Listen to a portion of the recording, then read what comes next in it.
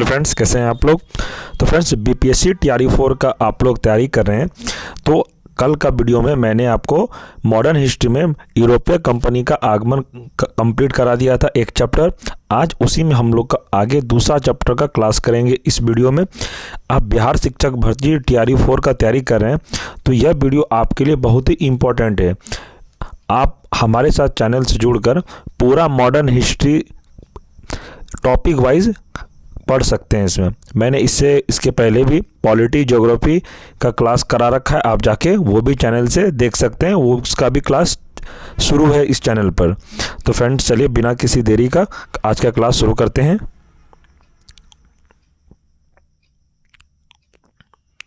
पहला प्रश्न है, मुगल सम्राट द्वारा स्वतंत्र रूप से नियुक्त बंगाल का अंतिम गवर्नर कौन था।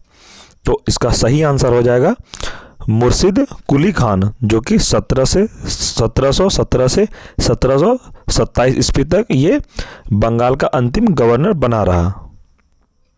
आगे, मुर्शिद कुली खान ने अपनी राजधानी ढाका से कहाँ हस्तांतरित की। तो ढाका से कहाँ हस्तांतरित की, दिया जाएगा मुर्शिदाबाद। आगे, बंगाल के किस गवर्नर ने यूरोपीय की तुलना मधुमक्खियों से की थी। तो कौन सा बंगाल का गवर्नर था जो यूरोपियों की तुलना मधुमक्खियों से की थी। तो इसका सही आंसर हो जाएगा अलीवर्दी खान ने। आगे, 20 जून 1756 को प्रसिद्ध ब्लैक हॉल की घटना बंगाल के किस नवाब के शासनकाल में हुई। तो इसका सही आंसर हो जाएगा सिराजू दौला के शासनकाल में ब्लैक हॉल की घटना हुई थी। फ्रेंड्स, आपको यहाँ पर दो प्रश्न बन रहा है। आपसे एग्जाम में प्रश्न पूछा जाएगा कि ब्लैक हॉल की घटना कब घटित हुई थी, आपसे डेट पूछ देगा। तो आपको याद रखना है 20 जून 1756 को। और किसके शासनकाल में हुई थी, तो ये भी याद रखना सिराजू दौला के शासनकाल में।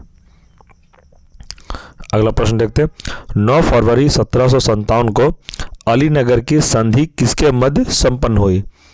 तो अलीनगर की संधि किसके मध्य संपन्न हुई थी। तो इसका सही आंसर हो जाएगा क्लाइव एवं सिराजू दौला के बीच में। फ्रेंड्स, आपको मैं एक चीज़ बता देता हूँ। इसमें ये जो बॉक्स में जो कुछ नोट टाइप का जो बना हुआ रहता है, यहाँ से प्रश्न एग्ज़ाम में पूछने का बहुत ज़्यादा चांस है। क्योंकि टीआरई 3 में मैंने देखा था इस बुक से, एनसीईआरटी सार संग्रह से, जो ये बॉक्स में बना हुआ जो कुछ 3 से 4 लाइन में नोट बना हुआ जो रहता है, यहाँ से डायरेक्ट प्रश्न रहा है। तो फ्रेंड्स, इसलिए मैंने इसको भी नहीं रिमूव किया, क्योंकि मैं सोचा कि हो सकता है इससे क्वेश्चन आ जाए। इसलिए मैं इस वीडियो में जितने भी प्रश्न बनेंगे मैं टोटल प्रश्न लूँगा, एक भी स्किप नहीं करूँगा, कि आपका एग्ज़ाम में बेहतर से बेहतर आप परफॉर्म कर सको। देखिए फ्रेंड्स, क्या कहता है इस नोट में, भारतवर्ष में ब्रिटिश साम्राज्य का संस्थापक लॉर्ड रॉबर्ट क्लाइव को माना जाता है। तो समझ गए होंगे आप कि भारतवर्ष में ब्रिटिश साम्राज्य का संस्थापक किसे माना जाता है, तो लॉर्ड रॉबर्ट क्लाइव को, जिसने प्लासी के युद्ध, तो यहाँ से एक प्रश्न और बन रहा है, तो प्लासी का युद्ध कब हुआ था। तो 23 जून 1757 को में बंगाल के नवाब सिराजू दौला को पराजित कर पहली बार भारत में ब्रिटिश प्रभुत्व की नींव रखी थी। तो फ्रेंड्स, ये पॉइंट आप लोग याद रखिएगा।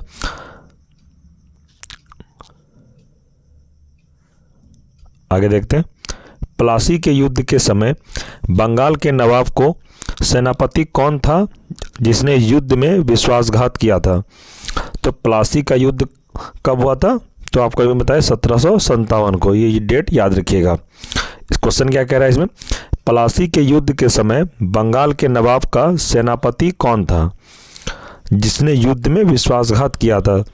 तो कौन था वो, तो मीर जाफर ही जो थे जिन्होंने विश्वासघात किया था।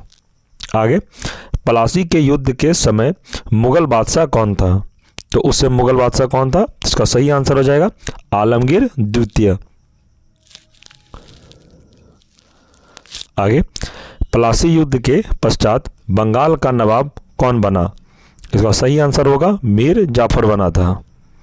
फ्रेंड्स, आप टीआरई 4 का जो तैयारी कर रहे हैं, आप मुझे बहुत सारे स्टूडेंट ने आज मैसेज किया कि सर इसमें एग्ज़ाम में करंट अफेयर भी आता है ना। तो मैं बोला कि अभी आप करंट अफेयर के पीछे मत जाइए, एग्ज़ाम से मैं आपको 15 से 20 दिन पहले करंट अफेयर का मेन इम्पॉर्टेंट टॉपिक मैं आपको करा दूंगा, उससे बाहर आपको प्रश्न नहीं आएगा। मैं टॉप 100 से लेके 200 के बीच में आपको क्वेश्चन दूंगा, एक पीडीएफ, उससे आपका बाहर एक भी प्रश्न नहीं जाएगा। तो इसलिए करंट अफेयर का आप लोग टेंशन छोड़ दीजिए। जब एग्ज़ाम से 15 से 20 दिन पहले मैं आपको एक पीडीएफ अभी इसमें तैयार कर रहा हूँ, आपको मिल जाएगा। इसलिए आप करंट अफेयर का टेंशन छोड़ दीजिए। जो अभी मैं पढ़ा रहा हूँ बस वो पढ़िए, और चैनल पे ज्योग्राफी और पॉलिटी का भी क्लास चल रहा है, आप जाके वो भी देखिए। TRE 4 से रिलेटेड NCERT क्लास मैं आपको करा रहा हूँ, इससे बाहर प्रश्न एक भी नहीं जाएगा। मैं आपको बार बार कहता हूँ तो आप मानिए मेरी बात। आप जाके TRE 3 का प्रश्न उठा के देख लीजिए, आपको इसी बुक से मिलेगा। सबसे ज़्यादा प्रश्न यही बुक से मिला है, NCERT बेस्ड। इसलिए ज़्यादा बुक मत पढ़िए, जो मैं करा रहा हूँ बस वही पढ़िए। चलिए प्रश्न की ओर बढ़ते हैं। भारत में ब्रिटिश प्रभुत्व की शुरुआत किस युद्ध से मानी जाती है? तो इसका सही आंसर हो जाएगा प्लासी के युद्ध से, जो कि प्लासी की युद्ध कब हुआ था? तो 23 जून 1757 को।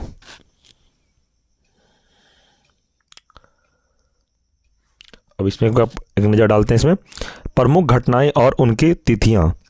जैसे कि मैं आपको बताया था थोड़ी देर पहले इसी में कि ब्लैक होल की घटना कब हुई थी, इसका डेट पूछ दिया। मैं बोला था ना कि अब ये इंपॉर्टेंट है, डेट पूछता ही है। 1 से 2 प्रश्न डेट और ईस्वी से रिलेटेड क्वेश्चन पूछता है एग्ज़ाम में। इसलिए मैं बोला ना कि मैं आपको बस इंपॉर्टेंट करा रहा हूँ, विद्वान नहीं बना रहा हूँ। इतना बस नॉलेज रखिए जो कि एग्ज़ाम में आप क्वेश्चन बना के आ जाइए, ज़्यादा पढ़ने का ज़रूरत ही नहीं है। तो इसका ब्लैक होल की घटना कब हुआ था? तो 20 जून 1756 को। तो याद रखिएगा इसको, ये इंपॉर्टेंट है, BBI इसको लिख लीजिए। आगे, अलीनगर की संधि कब हुई थी? तो 9 फरवरी 1757 को। आगे, प्लासी का युद्ध कब हुआ था? तो 23 जून 1757 को। ये सब डेट फ्रेंड्स आप स्क्रीनशॉट ले लीजिए। मैं आपको कर देता हूँ जूम आउट थोड़ा, ये स्क्रीनशॉट आप ले लीजिए, जो कि आप फ़ोन में रखिएगा। तो कभी भी डेट वाला प्रश्न ऐसे फ्री बैठिएगा तो इसको एक बार देख लीजिएगा। बक्सर का युद्ध कब हुआ था? तो 22 अक्टूबर 1764 को। नेक्स्ट, इलाहाबाद की प्रथम संधि 12 अगस्त 1765 को हुई थी। इलाहाबाद की द्वितीय संधि तो 16 अगस्त 1765 को। आगे, बनारस की संधि वर्ष 1773 ईस्वी को हुआ था। अब चलिए प्रश्न की ओर बढ़ते हैं। वर्ष 1760 में अंग्रेजों ने मीर जाफर को हटाकर किसे बंगाल का नवाब बनाया? तो मीर जाफर को हटाकर अंग्रेजों ने बंगाल का नवाब किसे बनाया था? तो ये हो जाएगा मीर कासिम को। अब मीर कासिम से रिलेटेड एक नोट में पढ़ते हैं कि 22 अक्टूबर 1764 को बक्सर के युद्ध में अंग्रेजों ने मीर कासिम, अवध के नवाब शुजाउद्दौला तथा दिल्ली के मुगल सम्राट शाह आलम द्वितीय की सम्मिलित सेना को पराजित किया था। तो याद रखिएगा इसको कि बक्सर का युद्ध कब हुआ था? तो 22 अक्टूबर 1764 को। तो एक प्रश्न आपका यहाँ से भी बनता है, तो इसको याद रखिएगा। आगे देखते हैं, बक्सर के युद्ध के समय ब्रिटिश सेना का सेनापति कौन था? तो बक्सर के युद्ध के समय ब्रिटिश का सेनापति कौन था? तो ये प्रश्न इंपॉर्टेंट है, ये BBI, ये भी आप नोट कर लीजिएगा। तो हो जाएगा इसका आंसर हेक्टर मुनरो था। नेक्स्ट प्रश्न, बक्सर के युद्ध के समय बंगाल का नवाब कौन था? तो बक्सर के युद्ध के समय बंगाल का नवाब कौन था? तो इसका सही आंसर है मीर जाफर था। एक नोट्स में पढ़ लेते हैं। बक्सर युद्ध के पश्चात इलाहाबाद की प्रथम संधि मुगल सम्राट शाह आलम द्वितीय, बंगाल के नवाब नाम नजमुद्दौला तथा क्लाइव के मध्य तथा इलाहाबाद की द्वितीय संधि क्लाइव तथा अवध के नवाब शुजाउद्दौला के मध्य संपन्न हुई। नेक्स्ट प्रश्न, किस संधि के माध्यम से अंग्रेजों को बंगाल, बिहार और उड़ीसा की दीवान प्राप्त हुई? तो इसका सही आंसर हो जाएगा इलाहाबाद की संधि। नेक्स्ट प्रश्न, स्वर्ग से उत्पन्न सेना नायक किसे कहा गया है? तो उसका सही आंसर है तो ये हो जाएगा रॉबर्ट क्लाइव को। आगे, इलाहाबाद की संधि के पश्चात बंगाल में द्वैत शासन की स्थापना किसके द्वारा की गई? तो बंगाल में द्वैत शासन की स्थापना किसके द्वारा की गई थी? तो इसका आंसर हो जाएगा रॉबर्ट क्लाइव के द्वारा।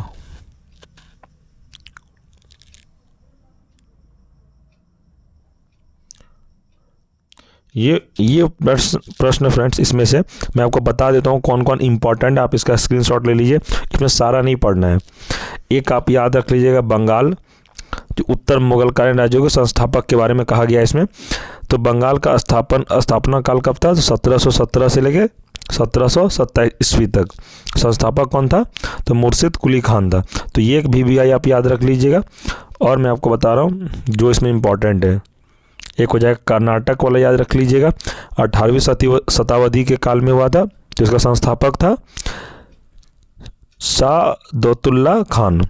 एक ये याद रखिएगा। और तीसरा है मैसूर के बारे में आप याद रखिएगा, जो 18वीं शताब्दी कौन किया था इसको? हैदर अली ने। बस इतना ही इंपॉर्टेंट फ्रेंड्स आप इसमें याद रखना, और ज़्यादा इसमें याद नहीं रखना है, इसलिए आप फालतू मत पढ़िए। मैं जो बता दिया बस इतना ही आपको याद रखना है। इसका आप स्क्रीनशॉट ले लीजिए। तो फ्रेंड्स हम लोग अब नेक्स्ट क्लास में मिलेंगे। और फ्रेंड्स आपको इस क्लास का PDF चाहिए तो आप टेलीग्राम ज्वाइन होकर इस क्लास का PDF डाउनलोड कर सकते हैं। तो फ्रेंड्स देखिए, हम लोगों का मॉडर्न हिस्ट्री में ईस्ट इंडिया कंपनी और बंगाल के नवाब से रिलेटेड जितने भी इम्पोर्टेंट प्रश्न बनने थे इस वीडियो में आपको पूरा करा दिया गया। इससे बाहर आपका एग्ज़ाम में एक भी प्रश्न नहीं जाएगा, ये मैं आपको 100% गारंटी के साथ कहता हूँ। और आप बोलिएगा कि गारंटी के साथ आप कैसे बोल सकते हैं? तो फ्रेंड्स इसी चैनल पर एक वीडियो अपलोड है जो कि TRE 3 में जितने भी प्रश्न पूछा गया था इसी बुक से ही प्रश्न आया था, वो आपको प्रूफ के साथ मैं आपको दिखा दिया हूँ एनालिसिस करके। आप जाके वो वीडियो देख सकते हैं, चैनल पर अपलोड है। इसलिए मैं कहता हूँ बस मैं जितना इसमें मैं क्वेश्चन आपको पढ़ाया इससे बाहर आपका एक भी प्रश्न नहीं जाएगा। अगर आप किसी भी क्लास का तैयारी कर रहे हैं PRT से लेके PGT तक में, सारे क्लास स्टूडेंट के लिए ये इम्पॉर्टेंट क्लास है। कल का क्लास में मैंने आपको मॉडर्न हिस्ट्री में यूरोपीय कंपनी के आगमन के बारे में पढ़ाया था, जो कि एक वीडियो में कंप्लीट हो गया। मैं चाहता तो सारा को एक ही में कलेक्ट करके पढ़ा सकता था, लेकिन मैं आप ही लोगों के लिए इसको टॉपिक वाइज पढ़ा रहा हूँ कि आपको भी समझ में आए, चैप्टर वाइज आपको याद रहेगा। एक में खिचड़ी ऐसा पढ़ाने से बेटर है कि अलग अलग ही और छोटा छोटा पार्ट में पढ़ाया जाए। इसलिए मैं आपको टॉपिक वाइज ही पढ़ाऊँगा। आज ये हुआ, फिर कल आगे चैप्टर होगा। अगला ईस्ट इंडिया कंपनी के बाद इसका तीसरा चैप्टर का नाम है क्षेत्रीय राज्य पंजाब एवं मैसूर के बारे में आप लोग पढ़ेंगे। तो फ्रेंड्स BPSC TRE 4 का आप टेंशन मेरे ऊपर छोड़ दीजिए, कैसे कंप्लीट कराना वो टेंशन मेरा है। बस आप चैनल से जुड़े रहिए और बस क्लास करिए और कुछ मत करिए। ज़्यादा बुक मत पढ़िए, बस मिनिमम बुक पढ़िए, एकदम सीमित में। ज़्यादा बुक पढ़ने का ज़रूरत नहीं, ऐसा होगा ज़्यादा पढ़िएगा कुछ समझ में नहीं आएगा। तो ठीक है फ्रेंड्स, एक फ्रेंड्स आपसे एक रिक्वेस्ट है कि अगर आप चैनल पर नए हैं तो चैनल को सब्सक्राइब कर लें और बेल आइकन को प्रेस ज़रूर कर लें, जिससे इस चैनल पर कभी भी वीडियो अपलोड होगा तो आपको सबसे पहले नोटिफिकेशन मिल जाए। फ्रेंड्स आपको अगर वीडियो पसंद आया हो तो वीडियो को लाइक और शेयर ज़रूर करें। फ्रेंड्स BPSC TRE 4 के लिए तैयारी के लिए बेस्ट चैनल आपको यूट्यूब में सबसे बेस्ट चैनल यही रहेगा। आपको मैं आपको ज़्यादा नहीं पढ़ाऊँगा, आप लोग सोचिएगा कि बहुत ज़्यादा हैवी नोट्स, वैसा कुछ नहीं। बस जो एग्ज़ाम में पूछने लायक होगा क्वेश्चन जो पूछता है बार बार, मैंने TRE 3 तक सारा एनालिसिस किया है, क्वेश्चन यहीं से बनता है। इसलिए ज़्यादा आपको पढ़ाने का ज़रूरत नहीं है, बस जितना पढ़ा रहा हूँ आप पढ़ लीजिए, आपका एग्ज़ाम निकल जाएगा। तो ठीक है फ्रेंड्स, हम लोग अब नेक्स्ट वीडियो में मिलेंगे। आप लोग टेलीग्राम पे ज्वाइन होकर एक क्लास का नोट्स आप डाउनलोड कर सकते हैं। ठीक है फ्रेंड्स, नेक्स्ट वीडियो में मिलते हैं। धन्यवाद।